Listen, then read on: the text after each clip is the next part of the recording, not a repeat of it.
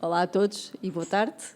O meu nome é Bárbara Guimarães. Bem-vindos aqui à apresentação do meu livro. Nós, para a apresentação deste livro, eu e o Ricardo, vamos falar um bocadinho sobre parentalidade consciente e o desenvolvimento pessoal e de valorização pessoal. Olá, Ricardo. Olá, Bárbara. Bem-vindo. Eu vou começar por te perguntar a ti. Na parentalidade consciente, há princípios, não é? Há bases de desenvolvimento pessoal para os pais e para as crianças. Há maneiras de agir e de reagir. Quais seriam os princípios base que tu dirias que são da parentalidade consciente que podem ser úteis hoje em dia? Essa é uma boa pergunta, aliás. Eu acho que tudo o que passa pelo estar consciente já é um bom ponto de partida, não é? Porque o que acontece muitas vezes é que estamos pouco conscientes, fazemos poucas perguntas, principalmente aquelas perguntas de base, que é tipo, porque é que eu faço aquilo que faço, não é? Na parentalidade existem alguns valores, que são valores base da parentalidade consciente. Um dos primeiros é o igual valor, praticar igual valor. E perceber que, em relação às crianças, o que existe muitas vezes da parte dos pais é a tendência para achar que a opinião do pai é mais importante que a da criança. Ok, isso é o igual valor. Essa é a ausência de igual valor. Ok. Que é tipo, não, tu fazes aquilo que eu te digo porque eu é que sei, não é? E a criança diz, ok, mas eu tenho a minha opinião também, posso ter a minha opinião. Não tens opinião nenhuma porque eu é que sei. Tu ainda és uma criança, ainda não tens idade para ter a tua opinião. E, portanto, acho que é daquelas coisas que, começando a praticar desde cedo com uma criança, muda tudo, não é? Muda uma sociedade inteira, não é? Se a criança crescer com a ideia de que a sua opinião é tão importante como a do pai ou da mãe, muda tudo. Depois existe aqui uma tendência para achar que a parentalidade consciente é uma parentalidade permissiva. E não tem nada disso. Dar igual valor à opinião da outra pessoa não tem nada de permissivo. Dá só o direito à criança poder ter uma opinião e comunicá-la. E depois, a partir daí, quer dizer, não tens que fazer aquilo que a criança quer, não é essa a questão. A questão é, depois de existir duas opiniões sobre um determinado tema, ou 3 ou 4, discutir as várias opiniões e dizer, ok, a mais sensata é esta. Mais uma vez, a proposta é estar consciente disso, não é? E discutir os assuntos. Depois, um outro valor é o respeito pela integridade. Ok. Que é outra das coisas que, se for praticado desde cedo, evita muita coisa na sociedade de hoje em dia, não é? Que é perceber onde é que está a minha integridade e onde é que estão os meus limites, para perceber que, a partir de determinado ponto, eu não devo ter determinados comportamentos porque não estou a respeitar a minha própria integridade, nem a minha nem a dos outros. Queres dar um exemplo? Imagina, a criança diz assim, olha, eu não quero comer mais. Ok. Não é? Quantos pais é que tu ouves a dizer, queres? Tens. A criança diz, não tenho fome. Eu digo, tens. Diz, não tenho fome. Tens, precisas de comer, porque tu fizeste não sei o quê, não sei quantos, e portanto precisas de comer. E tu tens fome. E a criança diz, sim, mas eu não tenho fome, não quero comer mais. E muitas vezes, aliás, basta irmos ali à praça da alimentação e eu tenho a certeza que naquelas mesas todas vais encontrar pais a fazerem questão que a criança coma, sem respeitar minimamente a integridade da criança. Que tem uma boa intenção por trás. Tem uma boa intenção por trás, mas não tem a respeito pela integridade da criança. Okay. Não é? Quando falas em integridade, é a integridade da criança? Da criança. Okay. Da criança, porque é para ela própria depois perceber também, e quando crescer, saber explicar onde é que estão os seus limites e onde é que acaba a fronteira onde ela diz isto eu aceito, isto eu não aceito. Sim. Não é? Porque às vezes dizem, mas tu, por exemplo, há expressões muito giras que é fazes o que os adultos te mandam. Não é? Sim. Eu consigo imaginar 500, 1000 situações onde eu não quero que os meus filhos façam o que os adultos lhe mandam. Portanto, dizer-lhes a eles para ele fazer o que os adultos... Não, eu prefiro dizer, olha, percebe o que é que estás a fazer, toma consciência da tua ideia. É óbvio que depende da idade da criança. Ainda assim, tu podes respeitar isso de uma forma simples, desde o início da criança, que não quer vestir determinado casaco porque quer vestir outro, não quer levar casaco porque tem calor, uma série de coisas.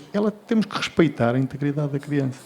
E isso é um dos pontos também bastante importantes e que eu creio que poderiam mudar muita coisa na sociedade se eles fossem praticados pelos pais. O que acontece muitas vezes é que eu, por vezes, eu falo com muitos pais, não é? Com mães, e muitas vezes falo com pais através das mães, porque as mães mandam os pais falar comigo, porque a relação já está tão má que eles já temem que a criança, que o jovem, quando crescer, vai deixar de falar com o pai, porque já não existe sequer relação. E muitas das vezes o que está na base são atos pouco refletidos, que é, quando tu dizes a uma criança para ela não fazer determinada coisa só porque sim, ou para comer só porque sim, quando eu coloco esta questão que falamos agora, da alimentação, eu digo, mas porquê é que quer que o seu filho coma obrigatoriamente a sopa, por exemplo? Porque ele tem que comer a sopa, porque isto e aquilo e aquilo outro. Okay. Há outras formas dele comer aquilo, ou comer os legumes, imagino que seja os legumes a questão, não é? Faz bem, não é? Mas há outras formas dele comer que não na sopa. Ele não tem direito de escolha? Não tem. Mas porquê? Porque assim já era assim no meu tempo, já eram assim os meus pais e tal e tal. Ok, portanto é uma questão de tradição. Sim, não é uma questão de tradição porque é assim. Okay. Porque é assim. Mas é assim porquê? E isto é a tal proposta da parentalidade consciente, é tu percebes um bocadinho que é tipo, espera lá, há várias formas dele comer isto. Se ele não quiser comer hoje, se calhar amanhã acorda com mais fome e come a dobrar, não tem problema nenhum. Ou hoje não lhe apetece comer, come outro dia, não tem problema nenhum. Apetece é respeitar a criança como sendo um ser igual e não como sendo um ser inferior que não tem vontade própria. E, portanto, é esse tipo de consciência que eu apelo bastante para... Tu estavas a falar, e é um dos exercícios que eu proponho aqui no livro, que quando estavas a falar, mas tens, eu é que sei, não é? Às vezes nós temos uma dificuldade de ter uma escuta ativa quando estamos a dialogar, seja com as crianças ou com qualquer outra pessoa. E quando eu digo aqui escuta ativa, é fazer aquele exercício de estar mesmo a ouvir e até fazer 1 segundo ou 2 de pausa depois da pessoa falar, para ter a certeza que tu ouviste e que não vais atacar logo com o início da frase. Porque às vezes as pessoas estão a falar e nós já estamos a pensar na resposta e ela ainda nem sequer acabou de falar. E ter valorização pessoal também passa por valorizar, lá está, o igual valor a outra pessoa. E também o que acontece quando nós não temos muita comunicação, quando não estamos a ter empatia também com as crianças ou com as pessoas, é porque nós preferimos atacar, ou seja, dizer porque é assim, porque tu fizeste assim, porque eu é que sei, em vez de dizer aquilo que nós sentimos, não é? E quando nós não dizemos o que sentimos e começamos a atacar e começamos a dar ordens, perde-se aqui muita comunicação, não é? E é um dos exercícios bons, já esperaste para ouvir até ao fim e fazer ali uma pausa e dizer, ok, eu ouvi até ao fim, agora vou responder. Porque às vezes atropelamos conversas, não é? Sim, isso é uma velha questão da escuta ativa e de estarmos mais preocupados em ter razão do que propriamente numa coisa que é outra das bases da parentalidade consciente e que eu normalmente defendo como a mais importante, que é, faças tu o que fizeres, protege uma coisa. Se tu protegeres uma coisa, eu tenho a certeza que vais garantir um futuro bom com os teus filhos, que é, protege a relação que tens com ele. Vai estar tudo na tua relação que tens com ele. Portanto, a partir do momento em que tu destróis a relação que tens com ele, vai estar mais próximo de estar longe dele, vai estar mais próximo dele não te respeitar, vai estar mais próximo dele não acolher aquilo que tu lhe vais dizendo. Se tu proteges a relação que tens com ele e garantires que tens uma relação com ele saudável, e ter uma relação saudável, mais uma vez, volto a reforçar, não é deixá-lo fazer tudo, mas é permitir que ele tenha a sua opinião, discutir sobre as opiniões dele, abrir o jogo, não é? Que às vezes os pais parecem ter uma agenda escondida, não é? Que é tipo, eu quero isto porque é o melhor para ele e tal. Por favor, nós não sabemos o que é melhor para nós, muitas vezes. Vamos saber o que é melhor para eles. Não é? Nós achamos que sim, não é? Nós achamos que sim, mas mais uma vez voltamos à velha questão que tu propunhas há pouco, é mais para ter razão do que propriamente porque temos a certeza, porque não temos a certeza, não é? O que é que nos faz querer ter a razão? Eu não sei se tu leste o livro ou não. A tua questão do ego está lá bem explícita. Está lá bem explícita. O que é que nos faz querer ter razão? É a segurança? Pode ser a segurança, pode ser o reconhecimento. Sim. Não é? As tais necessidades que as pessoas têm, não é? O pai tem muito essa ideia de para mostrar que é importante, para ser reconhecido, gosta de ter razão. E muitas vezes recorre a ferramentas para ter razão que não são as melhores para ter uma relação, que é o apontar, é o falar mais alto, é o dizer eu é que sei, ponto final, acabou, não há mais discussão. Ainda existe muito esta ideia de parentalidade da parte do pai como a pessoa que tem a última palavra. Não é? Diria que a mãe já é mais pela segurança que estavas a propor há pouco, que é a proteção. Quer proteger, quer garantir que os filhos têm o melhor para o futuro deles e tudo mais. Mais uma vez, é pouco consciente, não é? Porque se nós ouvirmos a maioria dos especialistas sobre profissões, por exemplo, quase todos te vão dizer que grande parte das profissões daqui a 25 anos ou daqui a 20 anos não existem hoje. Portanto, a ideia de que se tu fores médico ou se fores engenheiro ou isto ou aquilo vai-te garantir um futuro melhor, dizem os especialistas que não é bem assim e que provavelmente até será a pior coisa que se pode fazer. Eu não sei qual é que é. E, portanto, também não vou dizer nem defender uma coisa nem a outra. Mas há aqui um balanço. E é perceber o que é que a eles os deixa mais confortáveis. Por exemplo, gosto de, em vez de lhes dizer o que é que eles têm que fazer, gosto de lhes perguntar como é que eles se sentem quando estão a fazer determinada coisa. Porque diz-me mais ou menos a minha experiência, não é? Que quando nós nos sentimos bem a fazer determinada coisa, é provável que seja por ali o nosso futuro, não é? É provável que nós, pelo menos durante algum tempo, vamos gostar de fazer aquilo porque nos sentimos bem a fazer aquilo. Ora, quando nós estamos a obrigar a fazer uma coisa que não gostam ou que não querem ou que estão contra a vontade, é provável que estejamos a arranjar zonas de conflito e de fricção, não é? Portanto...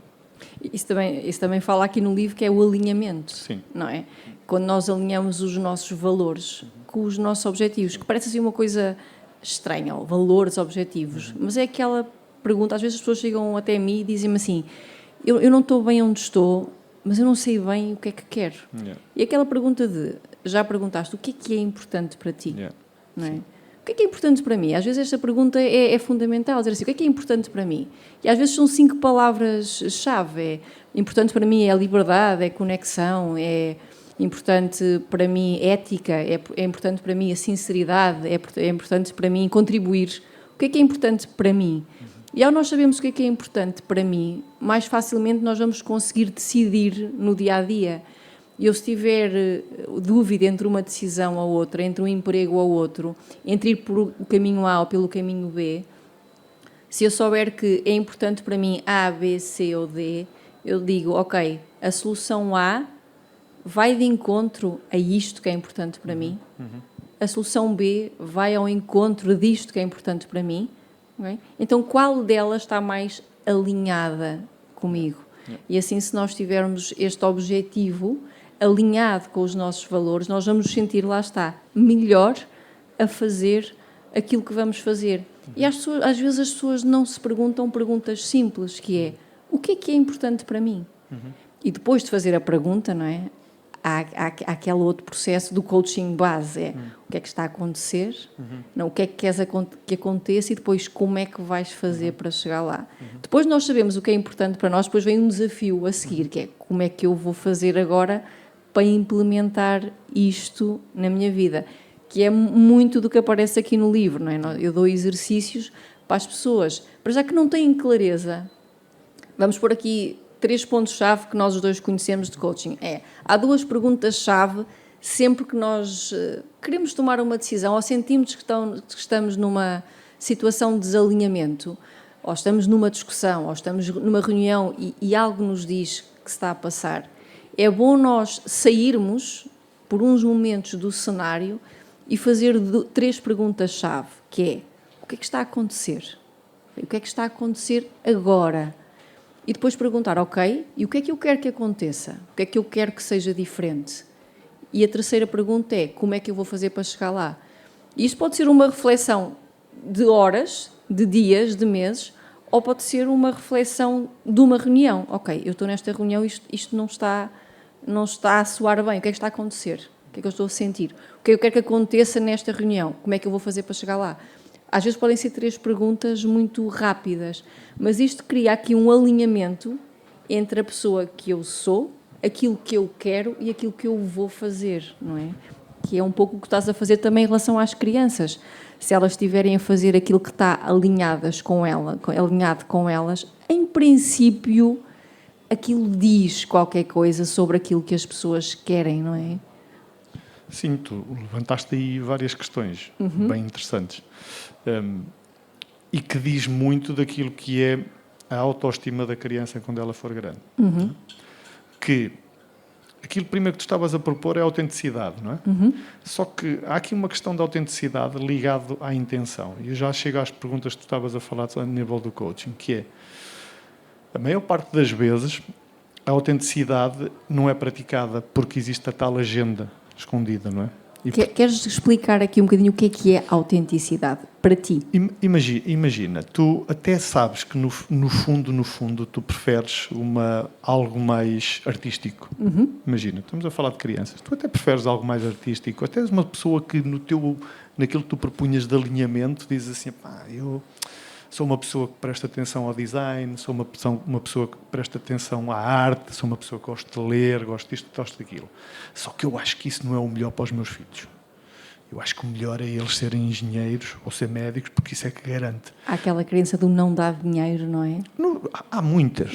E podemos entrar agora por 200. De crianças, sim. Agora, a questão é, tu já não estás a permitir-te a ti ser autêntico enquanto pai e mãe, não é? E, portanto, se tu não te estás a permitir a ti ser autêntico, dificilmente a criança vai ter o espaço dela para ser autêntica também, ok? E, portanto, aquela criança vai ser uma adulta que depois vai ensinar aos filhos exatamente a mesma coisa. É tipo uma ratoeira, sabes? Tu estás a ensinar determinadas ferramentas que vão fazer com que o alinhamento da própria criança seja pouco, e quando tu fazes a pergunta à criança, olha, mas afinal o que é que está a acontecer e o que é que tu queres que aconteça? Ela vai ter dificuldade em responder-te. Porque existe aquilo que ela quer efetivamente, aquilo que os pais querem, aquilo que a sociedade quer, aquilo que esperam dela, aquilo que esperam enquanto mulher, enquanto homem, enquanto... Existe tudo isto misturado. E como tu não deste, enquanto pai e mãe, não deste espaço para que ela dissesse, para que ela explorasse. Não é? Às vezes nós queremos que as crianças já saibam qual é que vai ser o futuro delas. Quer dizer, eu não sei qual é que vai ser o meu futuro daqui a 20 anos, como é que eu quero que uma criança... A criança está à procura, está a explorar. E é esse o espaço bonito para nós darmos o espaço para ela procurar. Mas ela já devia saber o que é que era. Pois eu não sei, algumas crianças sabem rapidamente, outras não. Umas sabem mais depressa, outras não. O que eu sei é que quando nós damos espaço, criamos melhor relação. Quando nós criamos melhor relação, criamos condições para que a criança e nós próprios possamos ser autênticos. E dizer, olha, quando a criança pergunta, mas o que é que tu achas que eu devo fazer, pai? Na realidade eu não sei. Olha, sei tanto como tu, podemos conversar sobre algumas ideias que eu tenho e daquilo que eu acho que pode ser interessante para ti, mas eu na realidade não sei o que é melhor para ti. Só que isso, os pais têm muita dificuldade em dizer isso. Ok. Têm muita dificuldade em ser vulneráveis, que é outra das coisas que a parentalidade consciente também defende. É a vulnerabilidade, é tu poderes ser quem és sem... quando tu dizes... Há bocadinho falavas em alguns valores. Ok. Eu também, quando proponho esses modelos de alinhamento, as primeiras respostas que vêm, honestidade, liberdade, aqueles grandes valores, não é? E depois nós vamos trabalhando aquilo e muitas vezes acabam valores simples, tipo leveza, tipo estética, tipo coisas simples do dia-a-dia que estão lá presentes e que a pessoa diz assim, quando eu vejo uma coisa bonita, eu identifico-me, fico bem, sinto-me bem. Mas porquê é que esse valor tem menos importância do que o outro da honestidade? Porque há alguma tabela que diz quais é que são os mais importantes? Não há. Só que há uma tendência sociais, para padronizar como isto sim é importante. Aquilo não é. Trabalhar muito, arduamente, isso é importante. Agora, levar uma vida saudável, forte, feliz, isso se calhar já não é tão importante. Trabalhar muito, esforçar-te muito é que é importante. Ok, pronto. Eu não sei qual é que vai ser, mas prefiro deixar isso em aberto. Sim. Tu que já leste o livro, qual é que é a relação que tu consegues fazer entre o livro e a parentalidade consciente, ou se te ficou alguma questão em relação ao livro? Não, eu acho que aqui existe um processo, não é? Que é o que tu propões. E a parentalidade é um processo. Para os pais que aqui estão e para as mães sabem que isto nunca acaba, não é? Tu sabes também, não é? Nunca acaba. Sim. Depois, às vezes eu acho piada porque alguns pais vêm dizer não, porque naquele tempo era assim e agora é assado e tal. Ok, isto é um processo. Nós não podemos querer que ele seja igual quando ele tinha 5 anos, quando ele tem 10 ou quando ele vai ter 15. Quer dizer, é impossível ser igual.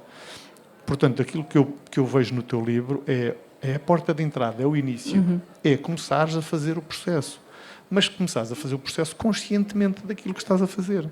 Começares a fazer um processo que tu sabes que não vai ser igual, não te vai levar a uma opinião definitiva, não te vai levar à suprema sabedoria, não é? Até porque, normalmente, quando chegam a essa suprema sabedoria, dizem que só sabem que nada sabem, não é? E, portanto, é um processo. É entregar-te ao processo, procurar estar consciente, fazer as boas perguntas e salvaguardar a relação. O que tu propões muito no teu livro é a relação connosco. Não é? Sim. É que nós percebamos... Eu, em alguns pontos, chego a identificar quase como tu estás a propor uma ligação com a tua criança interior. Que cá está, não é? Nós já fomos crianças, portanto, muitos de nós lembram-se bem daquilo que os pais nos diziam, lembram-se daquilo que nos obrigavam a fazer nós não gostávamos, lembram-se daquilo que faziam com prazer, lembram-se de muitas coisas. E, portanto, continua cá dentro, não é? E quando as pessoas dizem, porque eu sempre sonhei em fazer qualquer determinada coisa, só que, os meus pais não me deixaram. A criança está cá dentro a dizer, ainda vamos a tempo. Sim. Começa a fazer agora, anda lá, vamos embora, vamos fazer. E este livro onde tu propões esta viagem, fazeres perguntas, semanalmente haver aqui um processo de manhã e à noite, haver aqui este processo de reflexão, de escrita e tudo mais, eu acho que apela exatamente às mesmas coisas que apela na parentalidade, que é curiosidade, ficares curioso, salvaguardares a relação, no caso da parentalidade com os filhos, no teu livro, a relação contigo própria, salvaguardares o teu interior, salvaguardares aquilo que tu respeitas e dizes, ok, estou aqui e agora vou reagir em função daquilo que me vai aparecer. Vai ser bom ou mau? Não sei, vamos ver. Agora, eu não consigo dizer isso. Sim, portanto, e é verdade, eu escrevi este livro já há 3 anos e quando eu comecei a falar sobre o livro, muita gente perguntava, mas como é que tu escreveste o livro e porquê é que escreveste o livro? Neste momento, o meu processo está numa fase diferente. Eu costumo dizer que nós temos mais ou menos 3 processos em termos de desenvolvimento pessoal. Nós podemos estar numa fase em que estamos muito no questionamento. Portanto, as coisas não estão a acontecer como nós queremos, nós estamos um bocadinho envolvidos pelo problema e só queremos encontrar uma luz ao fundo do túnel. Isto é uma fase, não é? Depois há uma fase em que nós já sabemos mais ou menos o que queremos, sabemos que queremos sair da nossa realidade, não temos qualquer estratégia para chegar lá. Isto é só uma ideia. E depois há uma fase em que nós já sabemos onde estamos, já sabemos o que queremos, mas se encontrarmos um processo otimizado para chegar lá, melhor. Ou seja, se eu conseguir chegar lá ainda melhor, ótimo. Eu escrevi este livro na minha primeira fase, não é? Numa fase em que eu estava numa mudança radical, muitos de vocês que estão aqui conhecem, eu já fiz muitas mudanças na minha vida, muitas mudanças, e o que acontece numa altura de mudança, o que eu sinto que acontece numa altura de mudança é que nós temos muito mais decisões conscientes. Quando as coisas estão a fluir, as decisões acontecem. Tudo flui, não é? O dia passou e as coisas foram acontecendo. Quando nós temos mudanças a fazer, nós temos que conscientemente tomar decisões. E isto era uma fase em que eu estava a mudar de carreira, a mudar de cidade, tudo estava a mudar e eu tinha que tomar muitas decisões. E na altura, energeticamente, aquilo foi-me abaixo, não é? E eu comecei a pensar, eu quero mudar, eu sei onde é que eu quero estar e eu tenho que arranjar estratégias para ter mais energia, para me sentir motivada, para a minha vida andar para a frente. E o que eu comecei a fazer foi a fazer cursos, na altura já também estive contigo, a fazer cursos em desenvolvimento pessoal, a investigar, a ver todos os exercícios que eu consegui encontrar para me dar esta energia, para me dar esta motivação e que funcionasse para eu ter mais clareza sobre exatamente qual é que era o meu propósito. Fala-se muito sobre isto, não é? E eu comecei a fazer exercícios. Todos os dias eu fazia um exercício. E aqueles que funcionavam para mim, eu escrevi. Tipo, olha, isto funcionou. Claro que os exercícios funcionam se tu repetires, não é? Fazes um dia e depois nunca mais fazes. Repeti. E disse, ok, isto funciona. Vou escrever. E de repente eu tinha 200 páginas de exercícios que tinham funcionado para mim.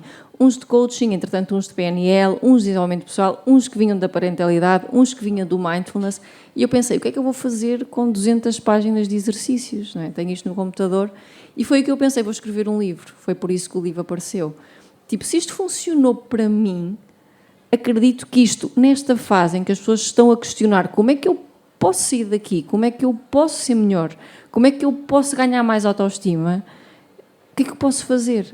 Este livro tem os 42 exercícios que eu fiz.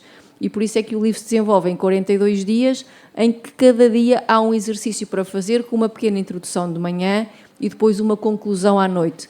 Todos os dias vocês vão se sentir acompanhados a fazer este exercício, que não são exercícios abstratos, são exercícios que eu fiz comigo. Eu tenho um bocadinho esse princípio, tu já me conheces, que é eu só ensino aquilo que já funcionou para mim. A teoria, enquanto eu não aplicar, eu normalmente não ensino. E essa era a resposta de como é que escreveste o livro. Eu fui escrevendo. Eu tinha um exercício, escrevi, eu tinha um blog, algumas coisas punha no blog. E depois, porquê é que eu publiquei? É aquela pergunta, por que não? Não é? Está no meu computador, funcionou comigo. Eu hoje estou aqui, faço o que adoro, não é? E por que não publicar? E, na altura, depois, a editora adorou a ideia e publicámos o livro. E essa é um bocadinho a história do livro, não é? São estes exercícios que nos fazem começar a questionar e também a agir. E eu acho que me perguntaram porquê reagir e não agir. Porque, às vezes, o nosso melhor não está no agir de início, mas está na forma como tu reages àquilo que te dizem. Na forma como tu reages àquilo que vês, na forma como tu reages a um ambiente onde antes tinhas um comportamento e se agora tiveres um comportamento diferente, as coisas vão ser diferentes. E agora estava-me a lembrar, quando eu falei com uma atleta que não tinha empatia com o treinador e o relacionamento não era bom, agora lembrei-me disso. E ela mandou uma mensagem e ela começou a mudar a forma dela de estar e de reagir. Porque aquilo entrava naquilo que eu disse. Ela atacava, ela não dizia o que sentia, que é importante nisto. Quando nós queremos ter uma conversa, nós devemos dizer aquilo que sentimos. Não é dizer, tu gritaste comigo porque tu foste bruto, porque tu isto... E estamos a apontar o dedo. Isto cria logo aqui uma reação de guerra, não é? Se eu ataco, o outro defende, vai atacar e isto nunca mais acaba. Se eu apenas disser, naquela conversa eu senti-me inferior, senti que não me estavas a ouvir. Se eu disser o que eu senti, não há por que atacar, eu só estou a dizer o que senti. E isto para dizer que ela, durante um mês, esteve a ter uma reação diferente. E ontem manda uma mensagem a dizer assim à noite, olha, não sei como o treinador veio ter comigo com esta conversa. Isto nunca aconteceu.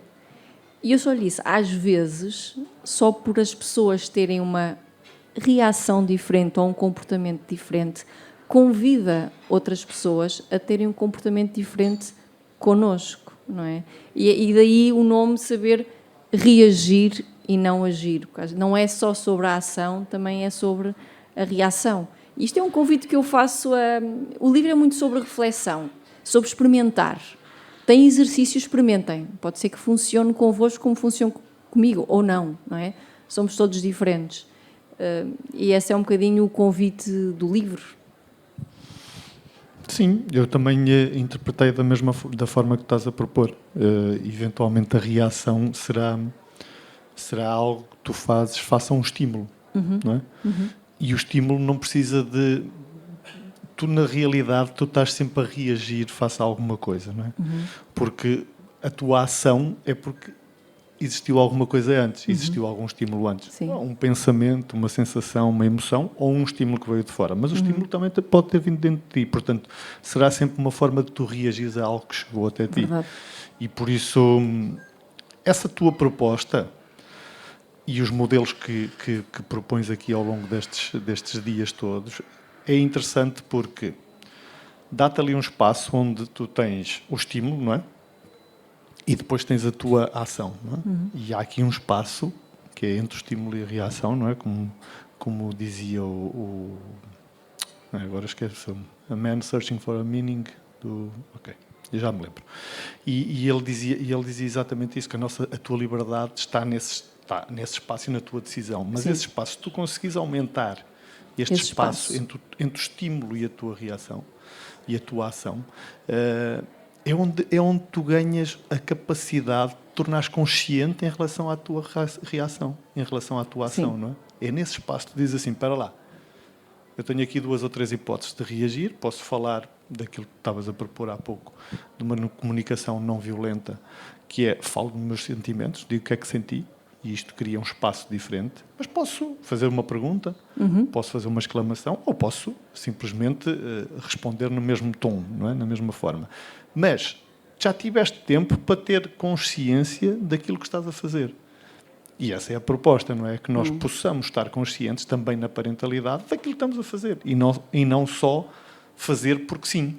Fazer porque sempre fizeram. E quando isso acontece, eu acho importante aquela pergunta de quem é que eu quero ser. E se tu souberes o que é importante para ti e quem é que eu quero ser mais do que o que é que eu quero ter, não é? Onde é que eu quero estar? Quem é que eu quero ser?